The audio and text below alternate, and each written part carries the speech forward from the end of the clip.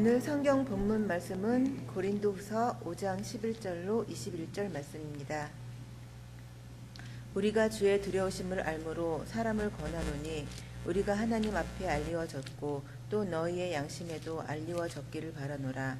우리가 다시 너희에게 자천하는 것이 아니요 오직 우리를 인하여 자랑할 기회를 너희에게 주어 마음으로 하지 않고 외모로 자랑하는 자들을 대하게 하려 하는 것이라. 우리가 만일 미쳤어도 하나님을 위한 것이요 만일 정신이 온전하여도 너희를 위한 것이니 그리스도의 사랑이 우리를 강권하는도다.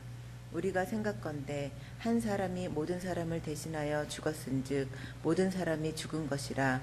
저가 모든 사람을 대신하여 죽으심은 산 자들로 하여금 다시는 저희 자신을 위하여 살지 않고 오직 저희를 대신하여 죽었다가 다시 사신 자를 위하여 살게 하려 함이라. 그러므로 우리가 이제부터 아무 사람도 육체대로 알지 아니하노라. 비록 우리가 그리스도를 육체대로 알았으나 이제부터는 이같이 알지 아니하노라. 그런즉 누구든지 그리스도 안에 있으면 새로운 피조물이라. 이전 것은 지나갔으니 보라 새 것이 되었도다. 모든 것이 하나님께로 났나니 제가 그리스도로 말미암아 우리를 자기와 화목하게 하시고 또 우리에게 화목하게 하는 직책을 주셨으니 이는 하나님께서 그리스도 안에 계시사 세상을 자기와 화목하게 하시며 저희의 죄를 저희에게 돌리지 아니하시고 화목하게 하는 말씀을 우리에게 부탁하셨느니라.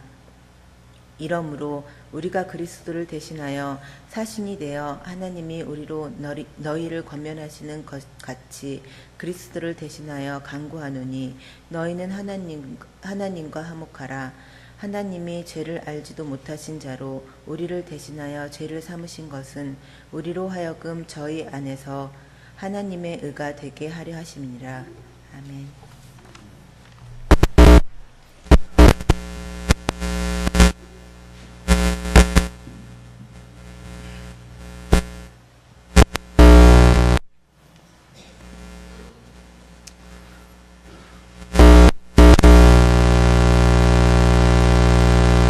루터가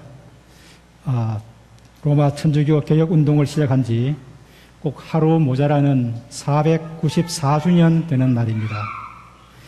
독일과 체코의 국경에 길게 뻗쳐 있는 그 산악지대에서 흘러나오는 물줄기가 독일의 여러 도시를 거쳐 함부르크를 지나 북해로 들어가는 엘베 강가에 있는 작은 도시 비텐베르크에서 모든 성년의 날인 11월 1일 바로 전날 밤 1517년 10월 31일 루터는 만인 성인교회 정문에 95개제로 된 로마 교황청을 향한 선전 포고문을 게시하였습니다. 이 상당히 의미가 있습니다. 11월 1일 만인 성인의 날, 바로 전날 축제 날인데 그 축제 날에 그 만인 성인의 교회 정문에다가 95개조 로마 교황청을 향한 반박 성명문을 발표했다는 것입니다. 여기 그림을 한번 보였어요. 그림 아까 이 로마 교회 이게 비텐베르크 그 마린 교회 대학 교회 이 교회에 제가 근데 이게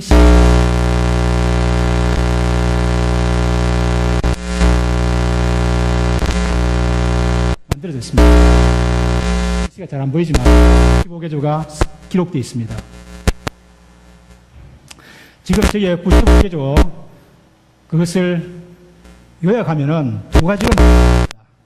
그 하나는 천주교 구원론에 대한 도전이고 또 하나는 교회론에 대한 도전입니다. 구원론에 대한 도전이라는 것은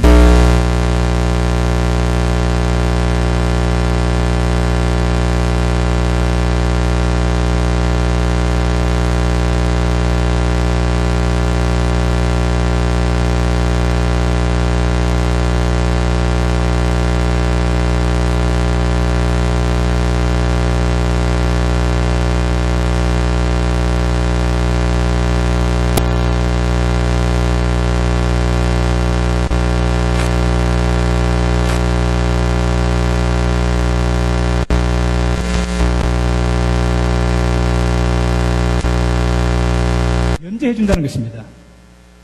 그렇게 해서 죄를 벌을 받아야 할 것을 탕감받는 거예요. 그런 면죄부를 어떻게 살 수 있는가 하면 교황이 권한을 준, 교황의 위임을 받은 사람들을 통해서 그것을 받게 됩니다. 그런데 이제 시간이 지나면서 그 면죄부가 연옥에 가 있는 사람들에게도 그 면죄부를 사게 되면은 죄가 용서받고 천국으로 갈 수 있다는 것입니다. 물론 우리 개신교에서는 연옥을 인정하지 않지만 천주교에서는 사람이 죽으면 죄를 많이 지으면 바로 지옥 가고 또 천국 가기에는 아직까지 부족하고 지옥 가기에는 좀 나은 그런 사람들, 그러면 천국 대기실과 같은 연옥에 간다는 것입니다. 그 연옥에 가 있는 사람들이 살아있는 사람들 중에 누군가가 그 사람들 위해서 면죄부를 사게 되면은 연옥에 간 사람이 천국으로 이동한다는 거예요. 이것이 지금 교황이 그런 이야기를 하는 것입니다. 이러한 허무맹랑한 구원론에 대한 루터가 반기를 들었습니다. 그 다음 교회론에 대한 반기는 뭐냐면 로마 교황의 무오설에 대한 반기입니다. 로마 교회는 예수님께서 십자가 위에서 피를 흘려 속죄 제사로 죽었을 때에 그 속죄 제사를 교회가 매주일마다 제사를 드려야 한다는 것입니다. 그것은 바로 피 없는 제사인데 그것을 요즘 천주교에서는 미사라는 이름으로 그것을 매주마다 그리스도의 속죄 제사를 반복해서 드립니다. 피 없는 제사. 제사는 드리려면 제사상이 필요합니다. 제사상의 인도로 제사가 드립니다. 그래서 제사상이 바로 사제죠. 그 사제가 없는 교회는 제사를 드릴 수 없기 때문에 교회로서 인정을 받을 수 없습니다. 그래서 모든 천주교회는 다 신부들이 다 있습니다. 신부가 바로 사제입니다. 그들은 구약시대 제사상이란 말입니다. 성경 그 어디에도 신약시대에 제사상을 인정하지 않습니다. 예수의 십자가 위에서 보배로운 피를 흘려 속죄제사를 드린 그 제사는 히브리서 9장 12절에 의하면 영원한 속죄제사라고 말하고 있습니다. 그 영원한 속죄제사를 교회가 끊임없이 반복하고 있습니다. 그런 사제들 중에서 가장 높은 사제가 누굽니까? 교황입니다. 그 교황이 공식적으로 교회 앞에서 선포하는 것은 오류가 없다고 말하는 것입니다. 그런 것은 바로 성경의 권위를 뛰어넘습니다. 여기에 대해서 루터는 반기를 들었던 것입니다. 루터의 이러한 개혁은 메시아에 대한 올바른 인식을 촉구하는 것입니다. 우리가 메시아에 대한 바른 인식을 가질 수 없기 때문에 그런 잘못된 구원론, 잘못된 교회론에 빠지게 됩니다. 이런 루터가 이러한 로마 교황의 잘못된 메시아에 대한 그런 인식을 가지고 있기 때문에 이런 반기를 들을 때에 그런 반기를 들은 것은 바로 바울을 따랐기 때문에 그렇다고 볼 수가 있습니다.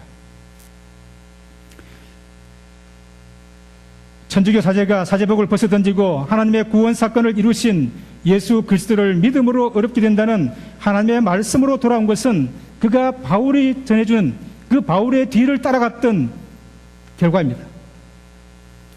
오늘 우리가 읽은 본문은 34세의 루터가 하나님의 인도하심을 따라 개혁을 한 것 같이 30대 초반에 어떤 사람은 32살 또는 33살이라고 말합니다. 그런 초반에 바울이 유대교 신학자로서 유대교의 랍비의 신분을 벗어던지고 예수 그리스도의 사도가 되었던 그 사건이 어떻게 해서 사도가 되었는지를 오늘 본문은 우리에게 보여주고 있습니다. 바울과 루터는 어떤 제도적인 개혁을 하기보다도 신앙의 개혁을 하기를 원했습니다. 바울은 고린도 교회에 보내는 편지에서 유대교 신학자에서 예수의 사도가 되는 그의 개혁 사상의 핵심을 드러내고 있습니다. 바울의 개혁 사상은 기독교 신앙의 근본을 이루고 있습니다. 오늘 본문은 바울 자신의 사도직에 대한 변호를 하는 문맥이 들어 있습니다.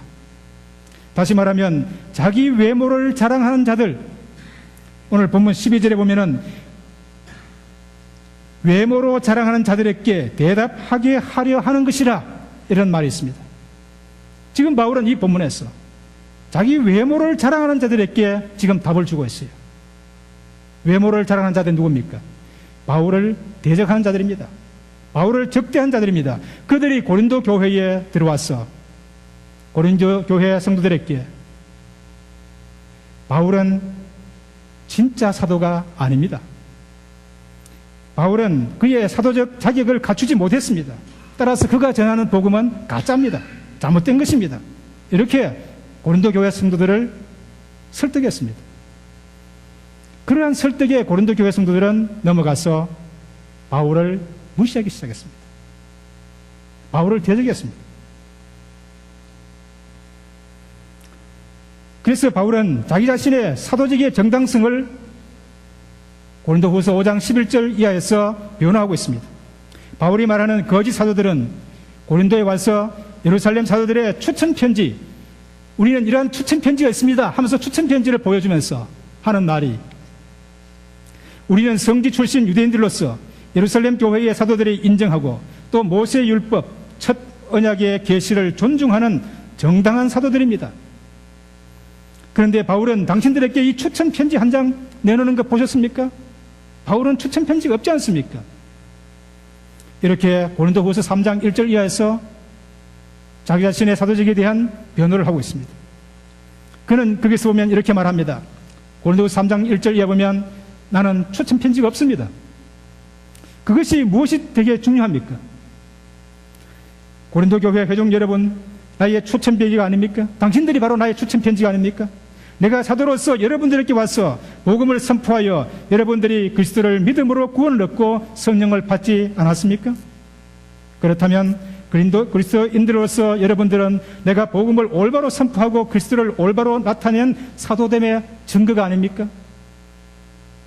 여러분들이 나의 사도직이 옳고 나의 복음이 정당함을 증명하는 나의 추천서입니다.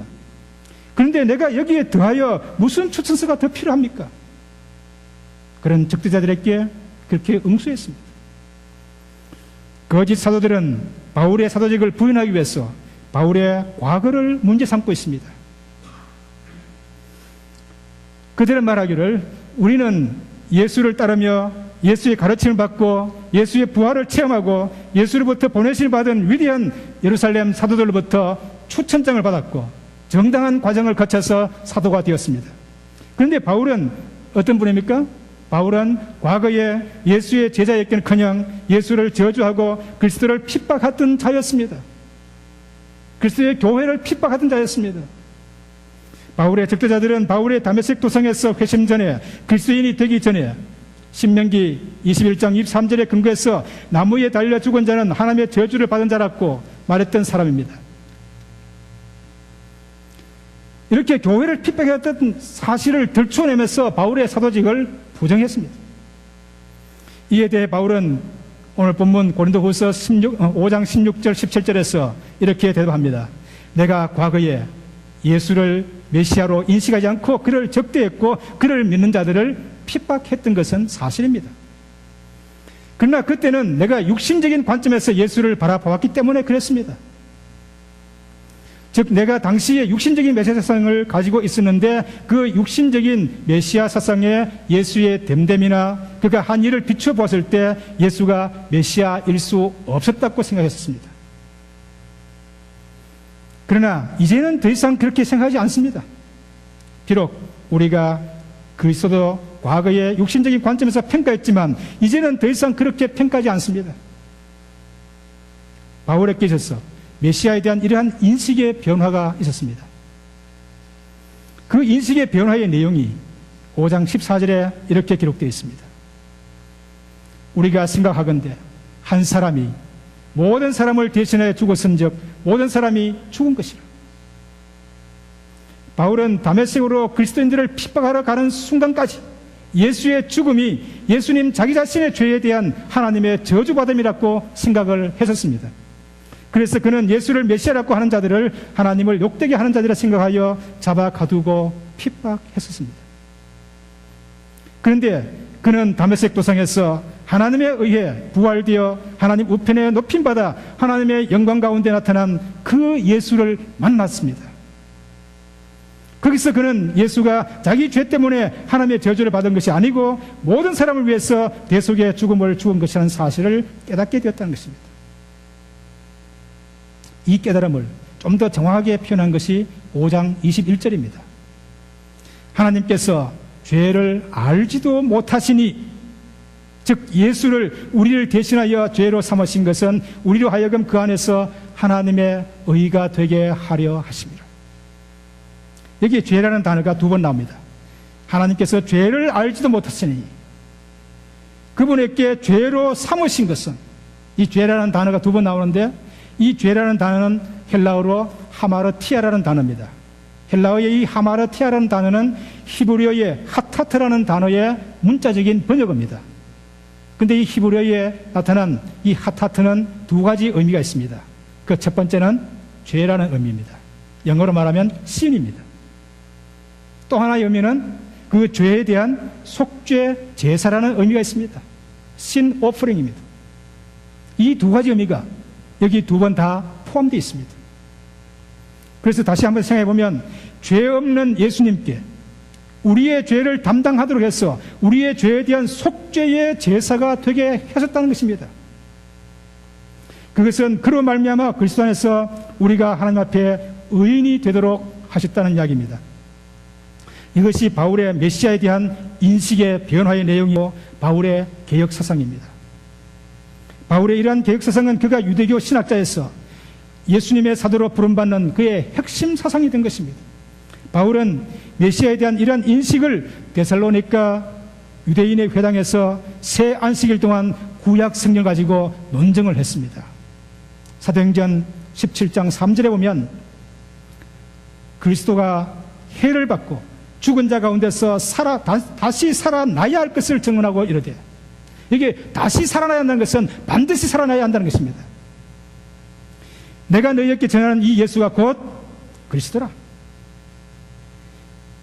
이렇게 구약의 메시아 사상을 완전히 새롭게 해석했습니다. 이것은 바울의 개혁 운동입니다. 죄인들의 죄를 대신 짊어지시고 죽음으로써 속죄의 제사를 하나님께 드리시고, 그 제사를 받으신 하나님께로부터 일으킴을 받은 것으로서 메시아의 행위를 하신 분은 예수님 이외에는 없다고 구약성을 가지고 주장한 유일한 사람이었습니다. 그 당대 유대교 랍비들은 구약성경을 읽었지만 메시아에 대한 이러한 해석을 한 적이 한 사람도 없었습니다. 바울은 지금 유대교 회당에서 이 사실을 구약을 가지고 끊임없이 논쟁을 하면서 개혁운동을 일으켜왔습니다. 바울은 고린도전서 15장 1절 이하에서 메시아에 대한 그의 변화된 개혁사상을 그는 복음이라고 말하고 있습니다. 바울은 그가 고린도 교회에 전한 복음의 핵심을 고린도전서 15장 3절 이하에서 4개의 절로 이렇게 요약을 해주고 있습니다. 거기 보면 3절에 그리스도가 성경대로 우리 죄를 위해서 죽었다는 것입니다. 우리 죄를 위해서 죽었어요. 두 번째 4절 전반부에 보면 그가 장사되었다는 것입니다. 4절 후반부에는 그가 성경대로 사흘 만에 다시 살아났다는 것입니다. 일으켜졌다는 거예요. 마지막으로 5절 전반부에 그가 게바에게 나타났습니다. 게바라는 것은 베드로의 아람어 이름입니다. 게바는 바로 베드로입니다. 여기 보면 4가지는 다시 2가지로 요약을 할 수 있습니다. 예수님의 우리 죄를 대신해서 죽으셨다는 것과 다시 하나님께로부터 일으킴을 받았다는 것, 예수의 죽음과 예수의 부활로 요약할 수가 있습니다. 예수의 죽음, 예수의 부활, 이것이 바울에게서는 엄청난 기쁜 소식이었습니다. 바로 복음이었습니다. 이것이 왜 그에게 복음이었습니까? 예수의 죽음과 예수의 부활이 바울에게 왜 기쁜 소식이었습니까? 그것은 우리 죄 문제를 해결한 사건이기 때문에, 우리로 하여금 죄 문제를 해결하고 하나님으로부터 의인이라는 놀라운 신분을 얻을 수 있는 사건이기 때문에 기쁜 소식이었습니다. 이 사건은 단순한 사람의 사건이 아니라 하나님의 사건입니다. 하나님이 예수를 죽은 자 가운데서 일으키심으로 일으켜졌다는 수동태 동사를 여기서 사용하고 있습니다. 예수님이 죽고 난 다음에 예수님이 스스로 일어났습니까? 아니지 않습니까? 하나님이 그를 일으켜 세웠습니다. 그래서 성경은 늘 수동태 동사를 쓰고 있습니다. 하나님께서 우리의 죄 문제를 예수의 메시아적인 행위를 통해서 해결하셨다는 사실입니다. 예수님의 메시아적 행위가 무엇입니까? 예수님이 우리 죄를 위해서 죽고 부활했다는 것입니다. 바울은 예수의 이 메시아적 행위를 고린도후서 5장 14절에 이렇게 다시 설명합니다. 한 사람이 모든 사람을 대신하여 죽었은즉 모든 사람이 죽은 것이라. 그리스도가 모든 사람을 대신해서 죽었기 때문에 모든 사람이 그와 함께 죽은 셈이 되었다는 것입니다. 21절에서 그는 다시 이렇게 설명합니다. 하나님께서 죄를 알지도 못하는 이 예수를 우리를 대신해서 죄로 삼으신 것은, 즉 속죄 제사로 삼으신 것은 우리로 하여금 그 안에서 하나님의 의가 되려 하심이라고 말합니다. 예수님은 우리의 죄를 짊어지시고 대속의 제사를 드려 주셨기 때문에 우리가 그를 통해서 하나님 앞에 의인이 되었다는 사실입니다. 이것이 종말의 구원 사건인데 이 종말의 구원 사건을 이루신 분이 바로 메시아라는 사실입니다. 이것이 바울의 다메섹 도상에서 깨달은 새로운 메시아 사상입니다. 메시아는 이렇게 모든 죄인들을 대신해서 죽음으로 속죄 제사를 드려 죄 문제를 해결하신 분입니다.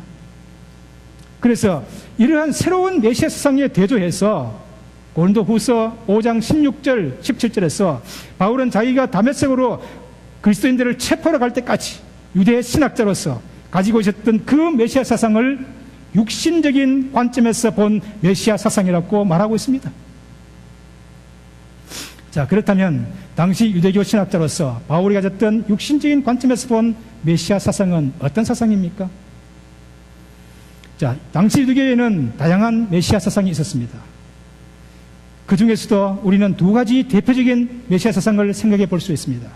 그 첫 번째는 제2의 다윗의 출현입니다. 이러한 제2의 다윗의 출현, 이 사상은 사무엘 하 7장 12절에서 14절에 잘 나와 있습니다.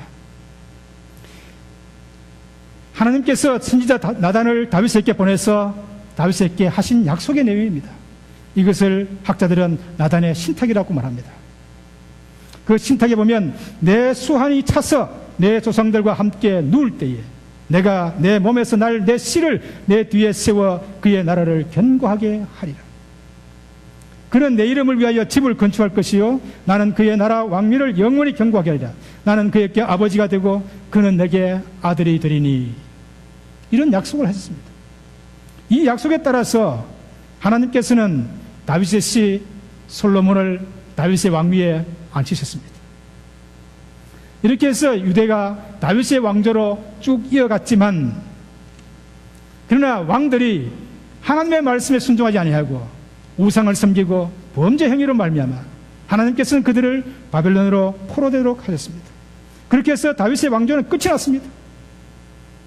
그러나 나단의 신탁을 믿는 사람들은 종말에 다윗의 왕조가 재현될 것을 믿었습니다. 그러한 생각들이 바벨론이 무너지고 페르시아가 들어서면서 이스라엘 백성의 일부가 스룹바벨의 인도를 따라서 예루살렘에 돌아와 제2성전을 건축하게 되었습니다. 이렇게 제2성전이 건축하게 됨에 따라 다윗의 왕조의 재현에 대한 열망이 다시 살아나기 시작했습니다.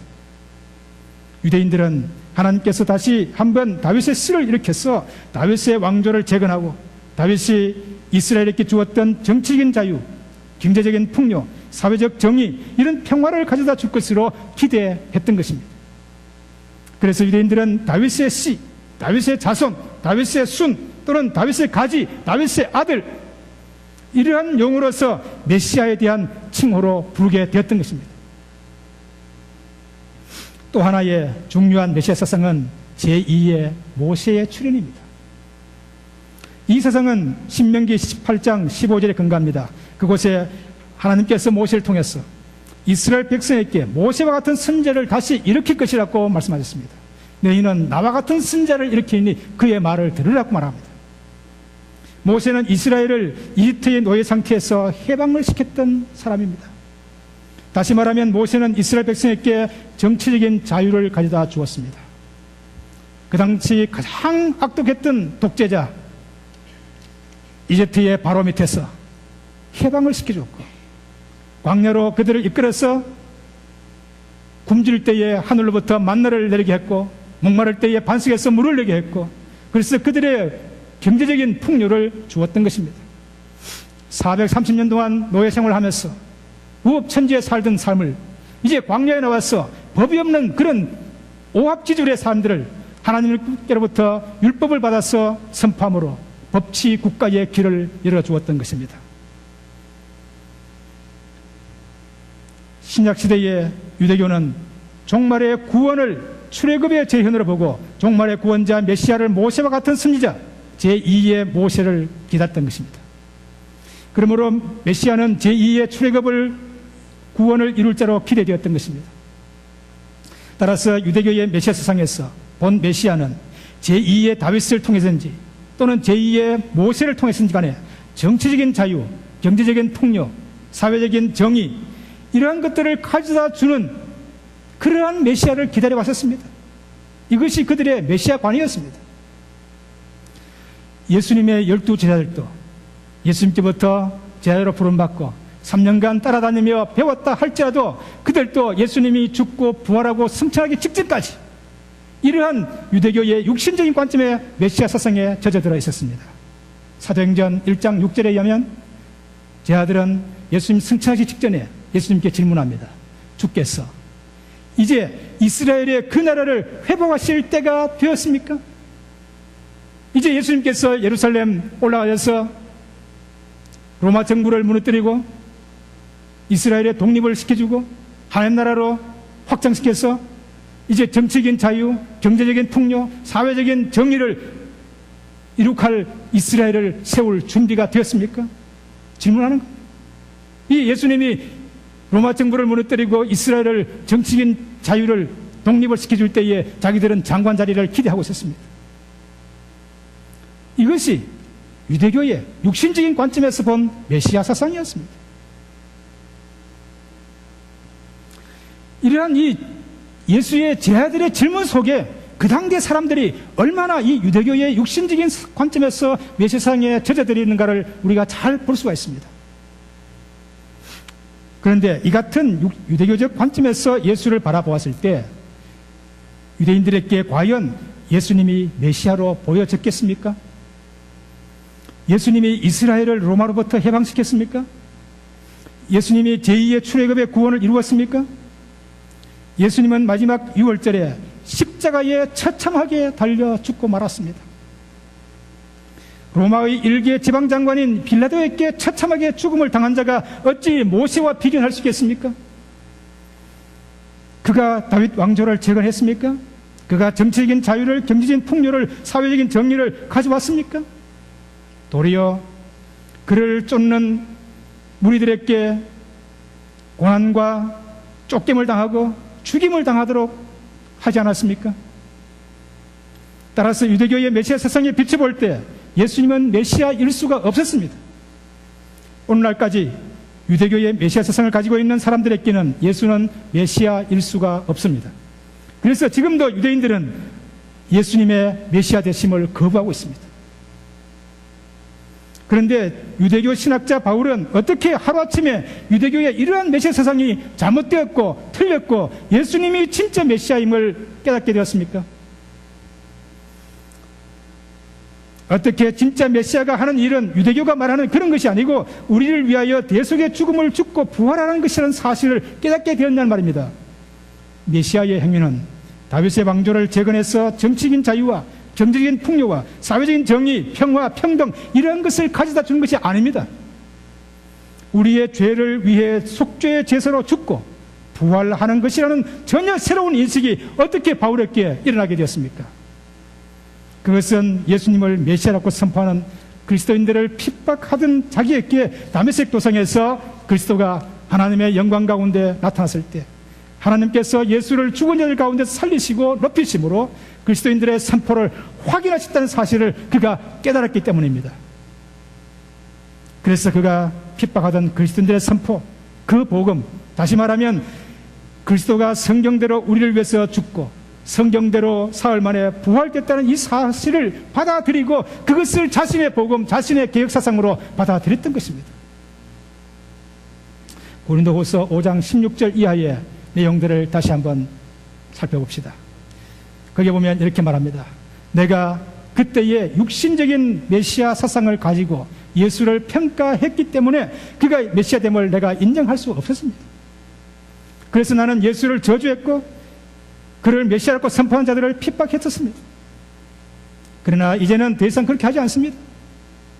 그렇게 하지 않을 뿐만 아니라 하나님께서 우리의 죄를 대속하신 메시아의 예수의 메시아 행위, 곧 메시아를 통한 하나님의 구원 사건에 의해서 나의 예수에 대한 저주의 죄와 그리스도인들을 핍박했던 죄를 다 용서하고 나를 새롭게 창조하셨습니다. 그래서 내가 새로운 피조물이 되었습니다. 그러므로 옛것은 다 지나갔습니다. 이제 새롭게 되었습니다. 이것은 유행가의 제목처럼 더 이상 과거를 묻지 마십시오. 과거를 묻지 말라고 말합니다. 내가 다메섹 도상에서 그리스도에 대한 인식의 변화로 그 구원의 은혜를 입어서 완전히 새로운 피조물이 되었는데 내가 전에 그리스도를 저주하고 그리스도인들을 핍박했다는 사실을 지금 문제를 삼는 것은 그리스도의 은혜가 무엇인지 모르고 하는 짓입니다.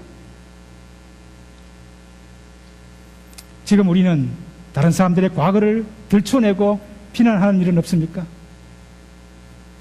그리스도께서 그 모든 죄를 다 용서하시고 새로운 피조물을 만들지 않습니까? 과거를 다 지나게 하시고 지금은 새로운 피조물로 만들었습니다. 그런데 우리가 그것을 과거를 들춰내야 할 자격이 있습니까? 바울은 여기서 우리라는 단어를 계속해서 쓰고 있습니다. 여기 우리라고 한 것은 문체적 우리로서 바울 자기 자신을 말하고 있습니다. 하나님께서는 그리스도의 속죄 제사로 바울 자신을 용서하시고 원수인 자기를 하나님과 화해시키시고 또 의인이 되게 하시고 새로운 피조물이 되게 하셨을 뿐만 아니라 이제 그 화해의 복음을 선포하는 사도로 만드셨다는 사실입니다. 그래서 내가 온 세상에 돌아다니면서 지금 사람들에게 하나님께서는 자신의 아들 예수를 속죄의 제사로 여러분들을 위해 내어주심으로 여러분들을 자신에게 화해시키는 일을 하셨다고 말하면서 여러분들이 그 화해를 받아들이도록 호소하고 있는 것입니다. 이것이 바울의 개혁운동입니다. 본문 20절에 보면 너희는 하나님과 화해하라 이렇게 말하고 있습니다. 우리 한글은 수동태가 발달하지 않았기 때문에 능동태로 지금 번역했습니다. 그러나 헬라어 성경에 보면 하나님과 화목하라는 것이 수동태로 되어 있습니다. 그러니까 영어 번역도 영어는 수동태가 발달했기 때문에 그대로 영어로 직역하고 있습니다. Be reconciled to God. Be reconciled to God. 하나님께 화해되라는 것입니다.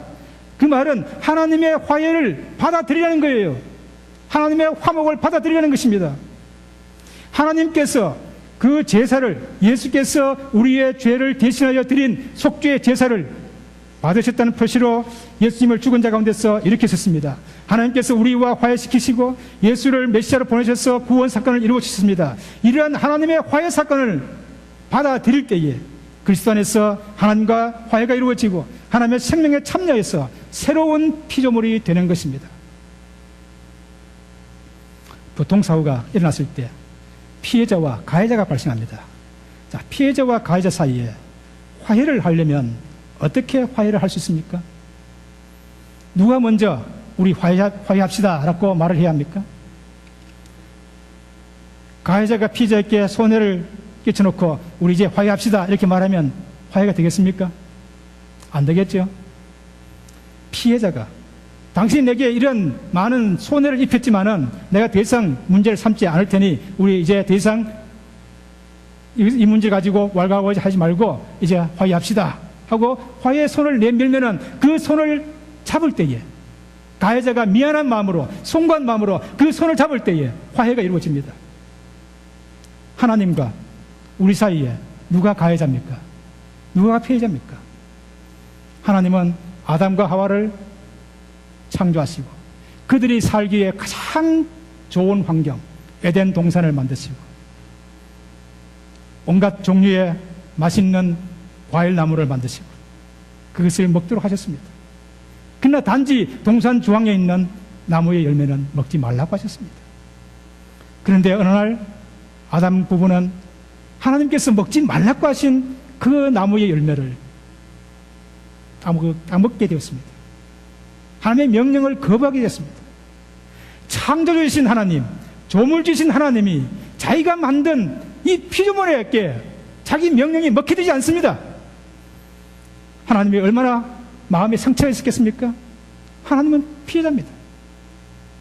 하나님은 그 자리에서 즉시 벌을 내려서 죽일 수도 있었습니다. 아담 부부는 하나님의 명령을 거부했고 그 결과로 그들은 두려워서 동산 숲속에 숨었습니다. 그때 하나님이 찾아오셨습니다. 아담아, 아담아, 내가 어디 있느냐? 찾아오셔서 양의 가죽으로 무화과나무 잎을 제거하고 옷을 새로 입혀주셨습니다.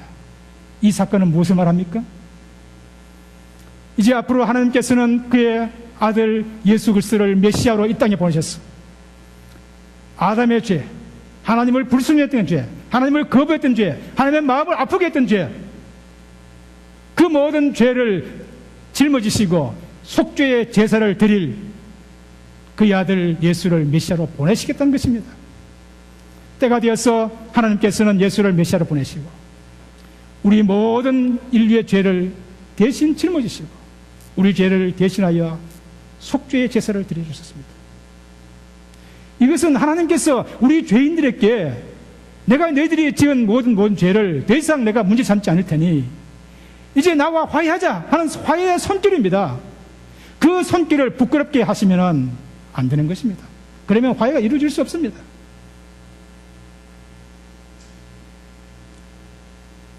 하나님과 화해가 되는 것은 하나님이 내미신 그 화해의 사건, 그 손길을 잡는 길 이외에는 없습니다. 면죄부를 산다고 해서 내 죄가 면제되는 것이 아닙니다. 우리가 공부를 많이 한다고 해서 많은 지식을 습득한다고 해서 내 죄가 해결된 것이 아닙니다. 하나님과 화해가 되는 것이 아니라는 것입니다. 내가 수양을 하고 도덕을 쌓고 도를 닦는다고 해서 내 죄가 사해지고 하나님과 화해가 되는 것이 아니라는 사실입니다. 내 죄를 대신해서 속죄의 제사를 드려야만이 하나님이 그 제사를 받으셔야만이 화해가 이루어지는 거예요. 예수님이 그 사실을, 그 일들을 행하셨습니다. 바울은 이것을 깨달았습니다. 이것이 바로 진정한 메시아의 행위라는 것을 깨달았습니다. 그래서 바울은 온 세상을 다니면서 하나님이 여러분의 죄를 더 이상 문제 삼지 않습니다. 하나님이 내미신 그 화해의 손길을 잡으십시오. 하나님과 화해하십시오. 하나님의 생명을 받으십시오. 새로운 피조물이 되십시오. 호소하고 있는 것입니다. 바울을 통한 이것이 유대교의 개혁이었고 말틴 루터를 통한 로마 천주교의 개혁이었으며 오늘날 우리를 통한 이 땅의 모든 종교가 메시아에 대한 새로운 인식을 촉구하도록 하는 개혁운동이 되어야 할 것입니다. 그래서 이 세상 모든 사람들이 하나님이 메시아이신 예수를 통해서 이루신 그 구원의 사건을 받아들이므로 그리스도 안에서 하나님과 화해가 이루어지고 하나님의 생명을 공급받는 새로운 피조물이 되도록 하여야 할 것입니다. 이것은 오늘 우리가 믿음의 선배들의 개혁운동을 이어가야 할 과제입니다. 함께 기도하겠습니다. 하나님 아버지 은혜를 감사합니다. 죄로 말미암아 영원히 하나님의 진노를 사기에 부족함이 없던 저희들을 하나님께서는 더 이상 우리의 죄를 문제 삼지 않으시고 화해하시고자 그의 아들 예수 그리스도를 이 땅에 보내시고 우리 죄를 대신 짊어지시고 속죄의 제사로 드려주셨습니다. 하나님께서 예수께서 드려주신 그 속죄 제사를 받으시고 예수를 일으키시며 오늘 우리에게 새로운 생명을 주셨습니다. 주님, 우리는 이 사건을 바르게 이해하고 깊이 우리 가슴속에 새기고 우리가 바울처럼 하나님의 대사로서 나가서 열심히 주의 화해의 손길을 증거하는 저희들 되게 하여 주시옵소서. 예수 그리스도의 이름으로 기도하옵나이다. 아멘.